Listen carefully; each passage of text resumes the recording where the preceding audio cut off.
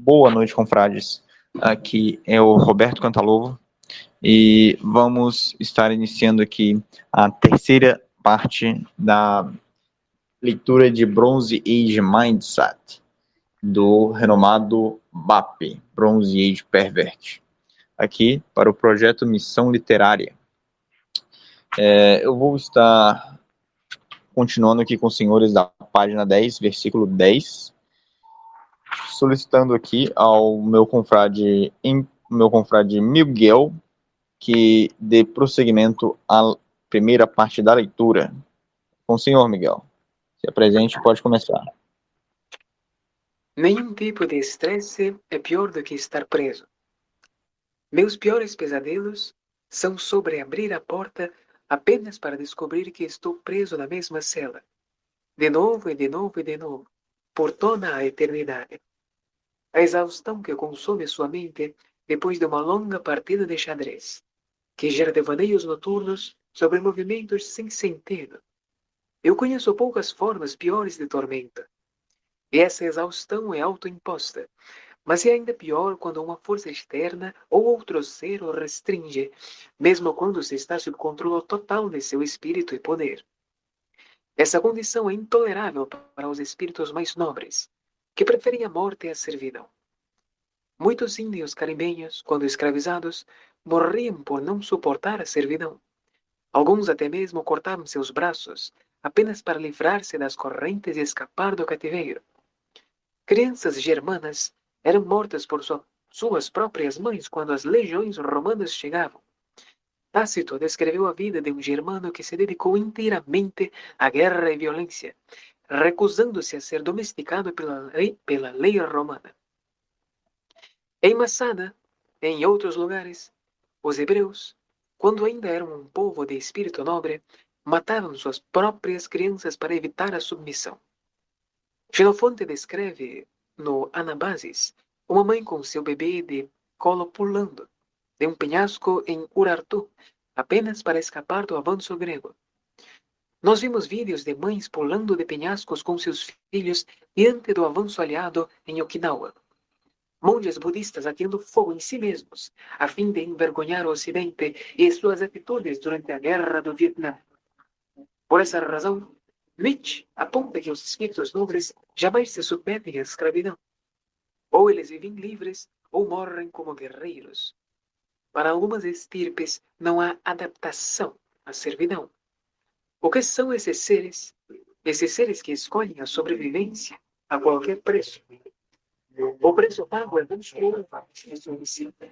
E tais pessoas certamente se tornam monstros, deformados, subhumanos. A distinção entre a estirpe dos mestres e o resto é simples e verdadeira. Hegel aponta que, e quando Heráclito, aqueles que escolhem a morte frente à servidão ou escravidão, esses pertencem à raça dos senhores. Ainda há muitos desse tipo, não apenas entre os arianos, mas também entre os comanches, muitos polinésios, os japoneses e muitos outros. O mesmo vale para animais. É desolador que seres desse tipo não possam escapar. Tampouco matar ou matar-se em nome de sua libertação. Certa vez observei um jaguar em um zoológico preso em um habitat, isolado por uma parede de vidro transparente, feita especialmente para que os homens insetos possam vê-lo e humilhá-lo. Tal animal é tomado por uma tristeza profunda e nobre, sendo observado constantemente por todos os lados por macacos inferiores. Ele pode dizer, eu vejo isso. Ele pode dizer que está vivendo em um ambiente falso, forjado, simulado, em que ele não possui qualquer poder para se mover ou viver. Sua tristeza me tomou de tal forma que jamais esquecerei. Eu jamais desejo experimentar tal vida.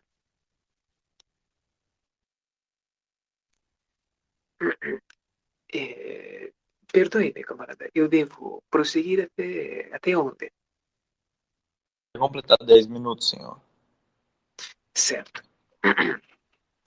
Há algumas semanas atrás, eu estava em uma cidade relativamente intocada pela higiene regimentada do primeiro mundo. Ruas bem iluminadas, limpas e seguras, para mulheres limpas e seguras para mulheres costumam ter seu preço.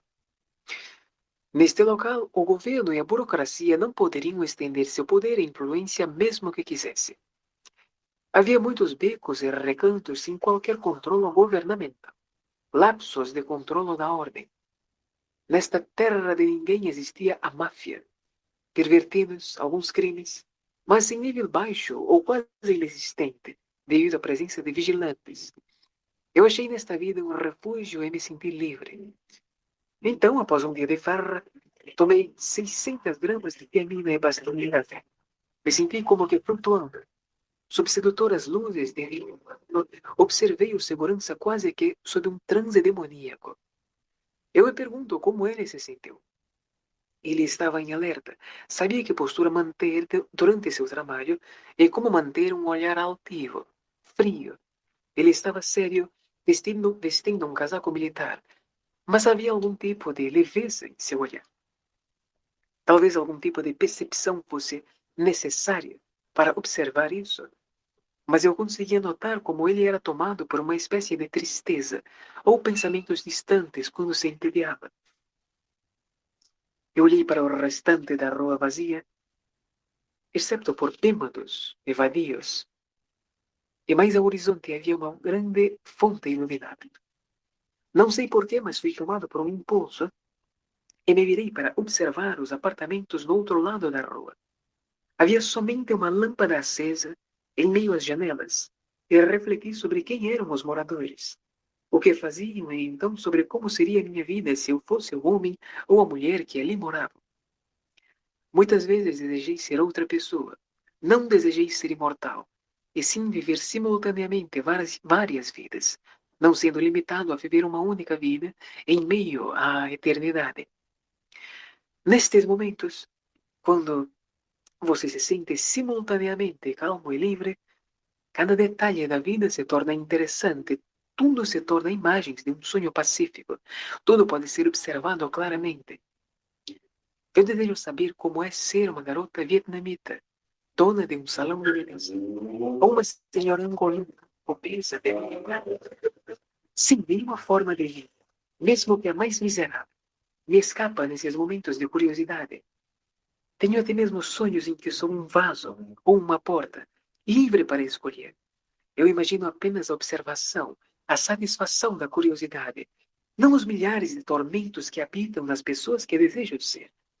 Quando essa curiosidade é tomada por uma súbita explosão de energia, começo a me perguntar sobre homens como eu, ou de mesma idade, e como seria ser um deles.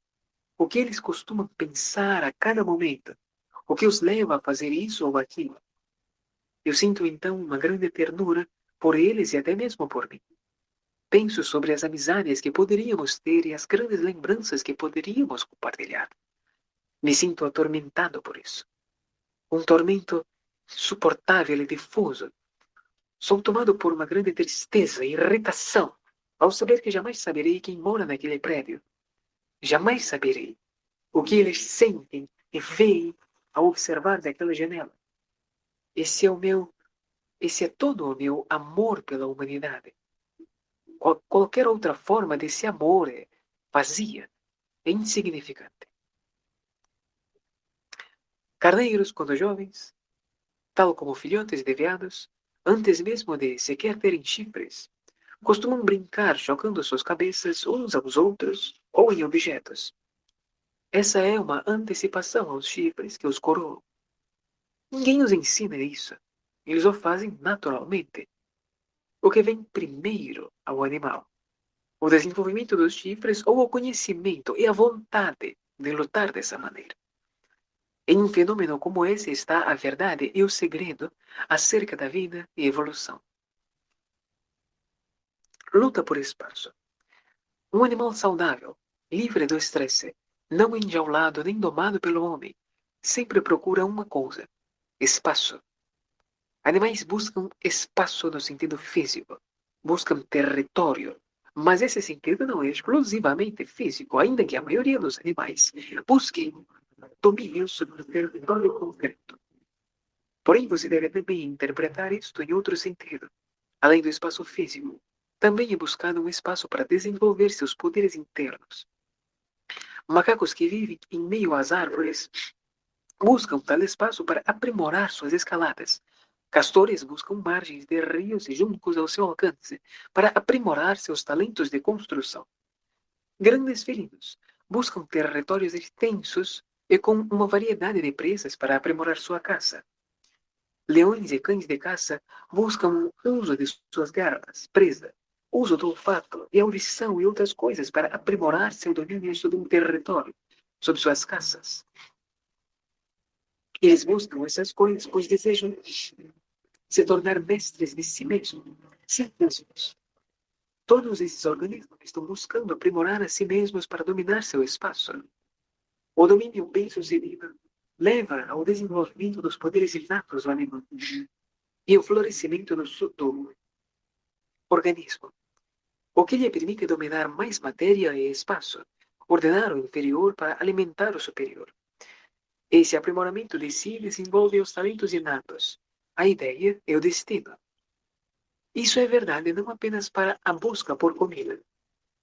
Em animais sociais, um processo análogo acontece em meio às relações sociais ou espaços sociais. Algumas mudanças acontecem, mas o princípio é o mesmo. É importante ressaltar que aqui desenvolve-se um processo circular. O organismo busca a maestria sobre o espaço e o ambiente, busca aprimorar suas habilidades e, como resultado, seu corpo é aprimorado. Seus sentidos e todos os seus domínios, tal como seus talentos inatos e seu destino e espírito. Tudo isso requer liberdade diante da luta pela sobrevivência, ou ao menos um intervalo. Quanto à reprodução, o animal em seu estado natural sequer pensará nisso, não buscará tal ponto. O animal busca primeiramente tornar-se forte, habilidoso, dominar suas ameaças e sentir a expansão de seus poderes. Não apenas senti-los, mas ser verdadeiramente poderoso ao ponto de perceber intuitivamente seu domínio sobre um espaço. Apenas após o pleno desenvolvimento de seus poderes e domínio, vem a necessidade ou desejo por reprodução. A reprodução é apenas efeito colateral do desejo animal de desejar sua força, após o domínio ser estabelecido.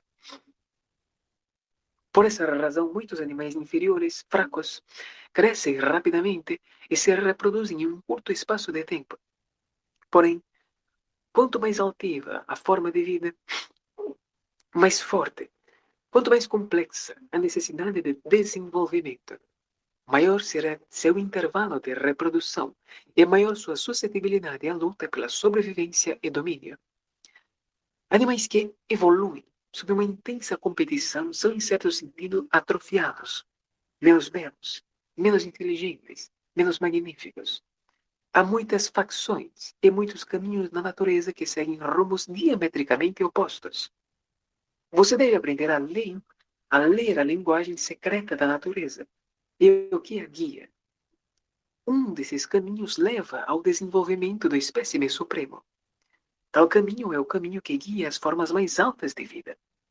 Sobrevivência e reprodução são apenas efeitos colaterais desse caminho. A vida é, em sua essência, competição pelo domínio de um espaço. Certo. Muitíssimo obrigado, confrade Miguel. Agora eu vou estar dando prosseguimento à segunda parte da leitura, os próximos 10 minutos. Boa noite, senhores. Vamos continuar dando prosseguimento. Segunda parte da leitura de hoje. Deixa eu abrir o PDF aqui.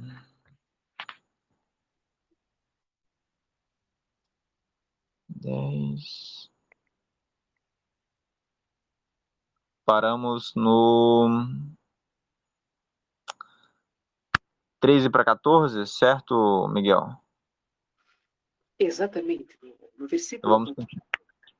Vamos continuar aqui na página 13, versículo 14, senhores. Algumas coisas fazem meu sangue ferver mais do que uma luta faria. Uma vez, ao tentar sair da academia, um rapaz me abordou. Um Shed me abordou. Então, ele começou a palpar os meus bolsos, tentando descobrir se eu havia roubado. Eu achei bastante incômodo. Talvez por estar cansado, me mantive calmo. Então não me ofendi muito com isso. De alguma forma, ele não estava sendo intrusivo. Talvez isso seja algum tipo de adoração ao músculo, mas raramente eu me sinto irritado com a violação de minha privacidade do que quando estou comendo sozinho em um restaurante e alguém senta ao meu lado, mesmo com todo o lugar estando vazio. O pior é quando algum grupo se senta próximo a mim, mesmo com o restaurante vazio, e começa a comer com a boca aberta e de forma barulhenta. É um ato invasivo, um ataque aos nervos ouvir o som irritante da presença de seres tão desprezíveis. Os outros animais comendo não me irritam tanto. Até me encantam. Diferentes tipos de animais, mesmo que em um grupo similar. Eu me recuso à palavra espécie. Possuem diferentes tipos de vida. Meu sangue começa a ferver, mesmo contra minha sensibilidade e julgamento. Quando saio com alguma garota e ela se recusa a sentar perto de uma janela ou ar-condicionado porque está muito frio. Gosto de espaços abertos e um pouco de frio, e não creio que haja convivência com criaturas que gostam de calor e uma vida coletiva. Eu acredito que a etnia dos brancos, ou grupos parecidos com estes, existem mais etnias do que a maioria das pessoas está disposta a admitir. É de forma geral hostil à vida em tribos ou de uma coexistência compactada. Existem requisitos biológicos para este ou aquele modo de vida. E nenhuma lei, nenhuma crença comum pode reunir tipos tão diferentes. Um híbrido desses tipos provavelmente nasceria fisiologicamente confuso ou doente. Hormônios, energia e vida superior em um só. Se tivéssemos sensores avançados, seríamos capazes de observar os animais de longe em grande detalhe, sem interferir, sem os estressar ou os oprimir com nossas imposições. Poderíamos aprender bastante sobre o que é a vida. Ao observar diferentes animais em diferentes lugares, poderíamos compreender que condições um animal busca na vida em geral. Para isso, tais sensores devem ser muito mais avançados do que os que temos disponíveis hoje e devem mostrar que partes do cérebro são ativadas, correlacionando tais ativações com a pressão sanguínea e os batimentos cardíacos, com as ações do sistema imunológico, com inflamações e marcas, com observações sobre o nível de hormônios e suas substâncias e como tudo isso se correlaciona. Qualquer observações que temos hoje são virtualmente rudimentares. A literatura medicinal é confusa e foi corrompida por dinheiro, ganhos de carreira e outros interesses dos mais variados tipos. A literatura medicinal é curta e essencialmente contraditória. Sabemos no máximo algumas correlações, como que a tireoide ou cortisol elevado significam em determinada hora do dia e seus efeitos no corpo e no sistema. Não temos real conhecimento de como tais coisas interagem ou o que elas significam para o corpo, menos ainda para o que significam no organismo como todo, e os poucos que se aventuraram a explorar isso, como Ray Pitt, são ridicularizados, tratados como idiotas. Não será possível entender o que é a vida, nem como um organismo trabalha, nem compreender um comportamento específico ou adaptação física até tal conhecimento ser atingido. Se os biólogos fossem pessoas honestas, eles teriam procedido dessa forma, sem presunções, apenas coletando observações sobre diferentes organismos em diferentes situações. Isso foi feito em pequena quantidade e quase sempre distorcido por seus preconceitos e por agendas de interesses. Os dados que temos hoje são escassos, e mesmo que tais pesquisas comecem hoje, demorará décadas até termos o que é necessário para sermos capazes realmente de entender totalmente como os hormônios atuam em um organismo. Não há ironia aqui. Eu não falo ironias. Entenda que eu não entendo essa viadagem chamada ironia. Nos hormônios está a chave para entender a vida. Se isso ressoa reducionista para você, se você acha que estou desmistificando demais as coisas, então provavelmente você acha que sabe sobre as coisas que não sabe, ou você acha que os cientistas sabem, quando na verdade não sabem. Essas substâncias, quando vistas por olhos limpos de preconceito, são pura magia. Eles governam todo um ciclo de ascensão e queda de um organismo. Eles podem transformar um pequeno bebê macaco em um grande gorila, ou um filho em um grande elefante cinza de toneladas usando apenas folhas verdes.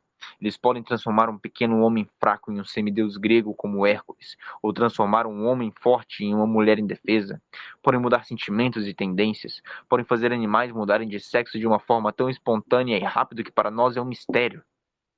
Elas nos ajudariam a entender os diferentes tipos de tireoide, de progesterona, os vários neurotransmissores e muitas outras substâncias que atuam no nosso sistema nervoso. Nos ajudariam a entender de outra forma o intestino e o sistema digestório. Nos ajudariam a entender a divisão celular e as atuações do sistema imunológico, coisas que são no momento mistérios incompreensíveis para os médicos e para a ciência. Somente com o conhecimento sobre essas substâncias nos revelariam o conhecimento sobre a vida com toda a sua glória.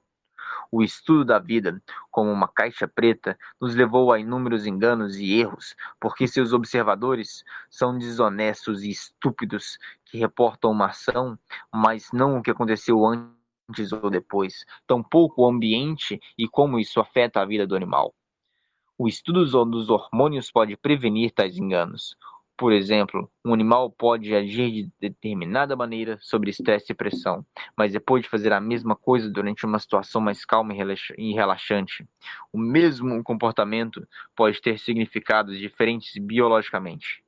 Isso poderá ser mostrado por meio das ações hormonais, pelos neurotransmissores, pelas citocinas no corpo.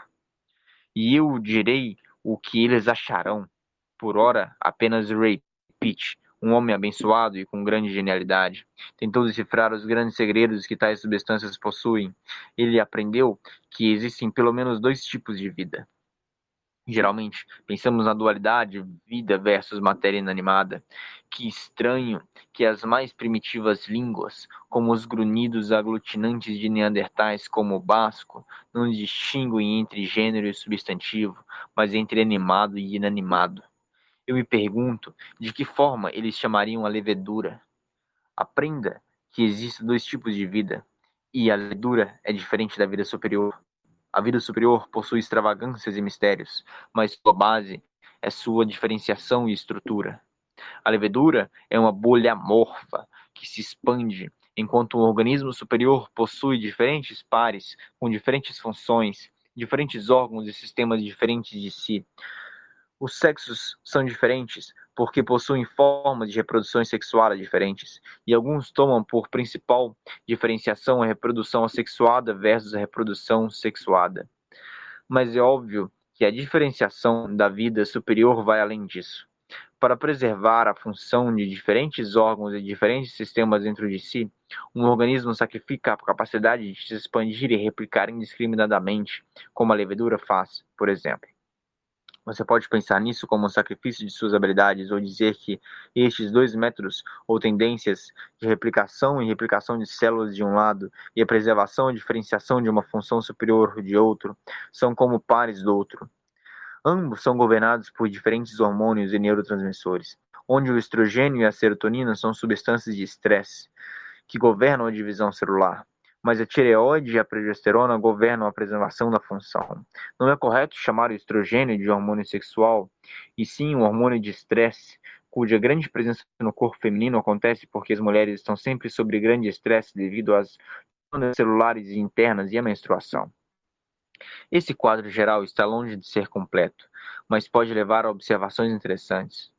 Considerando isso de um lado, pela visão pela perspectiva da patologia, a divisão celular indiscriminada, o retorno para a vida primitiva dentro do corpo humano é chamado de câncer, que parece e age de forma bastante parecida com um fungo.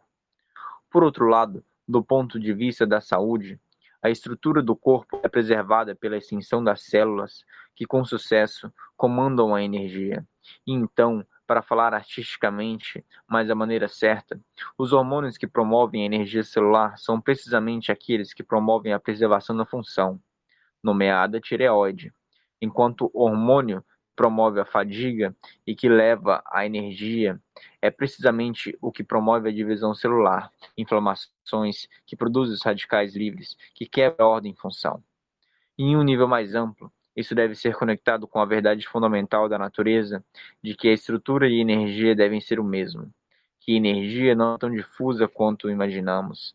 Energia possui uma inteligência inerente. Essa é uma palavra bastante imperfeita para o caso, porque traz a ideia do intelecto imperfeito de nossos cérebros, que são meras aproximações dessa vontade primitiva e primária. Essa vontade é poderosa, suas formas não possuem fim. Não é diferente do fogo de Heráclito, uma energia perversa, presença dentro de todas as coisas.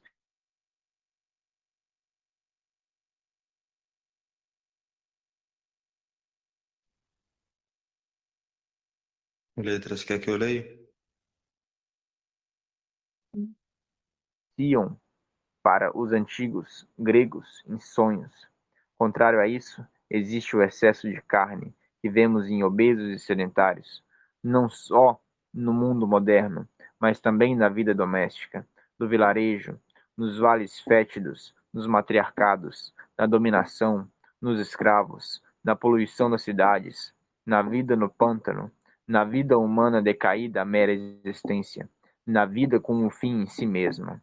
Por outro lado, há a vida dos deuses imortais que vivem em uma montanha com ar puro, e o sinal dessa vida, onde a energia é voltada para a produção de coisas superiores, é o físico estético, o corpo em sua gloriosa beleza. E a mente? Ora, assim como os corpos belos são raros, a mente em perfeito estado é ainda mais rara. Deixe-nos lutar em nosso mundo decrépito, canceroso e fétido, pelo que é concreto e pelo que podemos alcançar. Aqueles que esquecem o corpo para buscar a mente perfeita ou o espírito perfeito não têm qualquer ideia de onde começar. Somente a beleza física fundamenta para uma verdadeira grande erudição e desenvolvimento da mente e do espírito. Somente o sol e o aço vão lhe mostrar o caminho. Paramos então na página de 15 para 16, parágrafo 16.